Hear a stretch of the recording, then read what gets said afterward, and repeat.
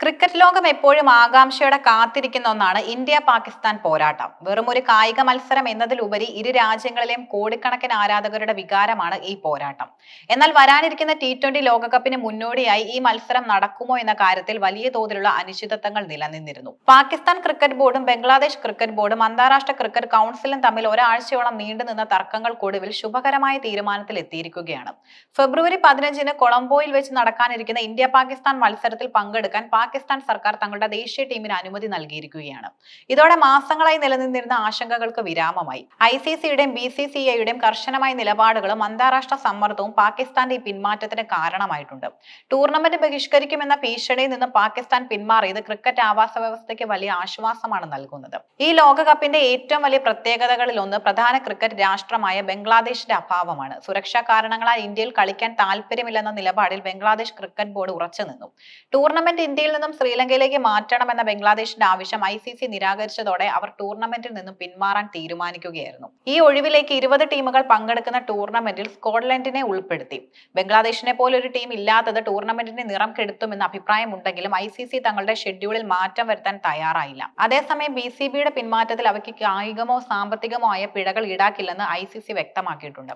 ലോകകപ്പിൽ നിന്ന് പിന്മാറിയെങ്കിലും പാകിസ്ഥാൻ ടീം ഇന്ത്യക്കെതിരെ കളിക്കണമെന്ന അപ്രതീക്ഷിത അഭ്യർത്ഥനയുമായി ബംഗ്ലാദേശും രംഗത്തെത്തി. BCB പ്രസിഡന്റ് മുഹമ്മദ് അമിനുൽ ഇസ്ലാം പാകിസ്ഥാനോട് നടത്തിയ അഭ്യർത്ഥന ക്രിക്കറ്റ് ലോകത്ത് വലിയ ചർച്ചയായി. നമ്മുടെ സാഹോദര്യം വളരട്ടെ, ക്രിക്കറ്റിൽ ഗുണത്തിലായി പാകിസ്ഥാൻ ഇന്ത്യക്കെതിരെ കളിക്കണം എന്നതായിരുന്നു അദ്ദേഹത്തിന്റെ വാക്കുകൾ. പാകിസ്ഥാൻ ടൂർണമെന്റ് ബഹിഷ്കരിക്കാൻ ഒരുങ്ങിയപ്പോൾ അവർക്ക് പിന്തുണ നൽകിയത് ബംഗ്ലാദേശ് ആയിരുന്നു. എന്നാൽ പാകിസ്ഥാൻ കൂടി പിന്മാറിയാൽ അത് ദക്ഷിണേഷ്യൻ ക്രിക്കറ്റിൽ തന്നെ നിലനിൽപ്പിനെ ബാധിക്കുമെന്ന് തിരിച്ചറിഞ്ഞാണ് BCB ഇത്തരം ഒരു നിലപാട് സ്വീകരിച്ചത്.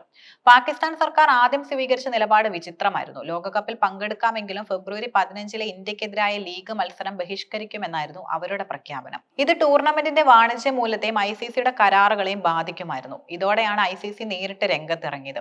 ഫെബ്രുവരി 7 മുതൽ ICC പ്രതിനിധികൾ PCBയുമായി ചർച്ചകൾ നടത്തി. PCB chairman Mohsin Naqvi, Bangladesh cricket board പ്രതിനിധികൾ, ICC ഉദ്യോഗസ്ഥർ എന്നിവർ ലാഹോറിൽ വെച്ച് നടത്തിയ യോഗത്തിലാണ് പ്രതിസന്ധിക്ക് പരിഹാരമുണ്ടായത്.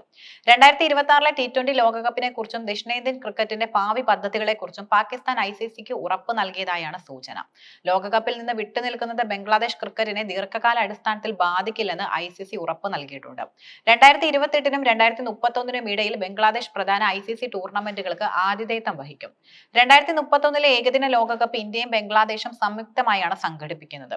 ഈ കരാറുകളിൽ മാറ്റമില്ലെന്ന് ICC ചീഫ് എക്സിക്യൂട്ടീവ് സഞ്ജോക് ഗുപ്ത വ്യക്തമാക്കി. ബംഗ്ലാദേശിന് തങ്ങളുടെ പരാതികൾ തർക്കപരിഹാര സമിതിക്ക് മുന്നിൽ അവതരിപ്പിക്കാനുള്ള അവകാശമുണ്ടെന്നും ICC അംഗീകരിച്ചു.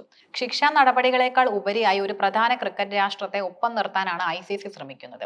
ഇന്ത്യയിൽ നടക്കേണ്ടിയിരുന്ന മത്സരം ഹൈബ്രിഡ് മോഡലിന്റെ ഭാഗമായാണ് കൊളംബോയിലേക്ക് മാറ്റിയത്. പാകിസ്ഥാൻ ടീം ഇന്ത്യയിൽ കളിക്കാൻ വിസമ്മതിച്ചതിനാലാണ് ശ്രീലങ്കയെ നിഷ്പക്ഷ വേദിയായി തിരഞ്ഞെടുത്തതും. കൊളംബോയിൽ പ്രേമദാസ സ്റ്റേഡിയത്തിൽ നടക്കുന്ന ഈ മത്സരം ലോകകപ്പിലെ തന്നെ ഏറ്റവും കൂടുതൽ വരുമാനം നേടുന്ന മത്സരമായിരിക്കും. ടിക്കറ്റുകൾ മിനിറ്റുകൾക്കുള്ളിൽ വിറ്റുതീരുമെന്നാണ് സംഘടനകൾ പ്രതീക്ഷിക്കുന്നത്. ക്രിക്കറ്റും രാഷ്ട്രീയവും ഇഴപിരിഞ്ഞു കിടക്കുന്ന ദക്ഷിണേന്ത്യയിൽ ഒരു ടൂർണമെന്റ് നടത്തുക എന്നത് ICCയെ സംബന്ധിച്ചിടത്തോളം വലിയ വെല്ലുവിളിയാണ്. ഇന്ത്യയുടെയും പാകിസ്ഥാന്റെയും ബംഗ്ലാദേശിന്റെയും വ്യത്യസ്തമായ നിലപാടുകളെ ഏകോപിപ്പിക്കുക എന്നത് ശ്രമകരമായ ദൗത്യമായിരുന്നു. ബംഗ്ലാദേശിന്റെ അഭാവം ഒരു വിടവായി അവശേഷിക്കുമെങ്കിലും ഇന്ത്യ പാകിസ്ഥാൻ മത്സരം നടക്കുമെന്ന് ഉറപ്പായത് ടൂർണമെന്റിന്റെ ആവേശം വർദ്ധിപ്പിക്കുന്നു.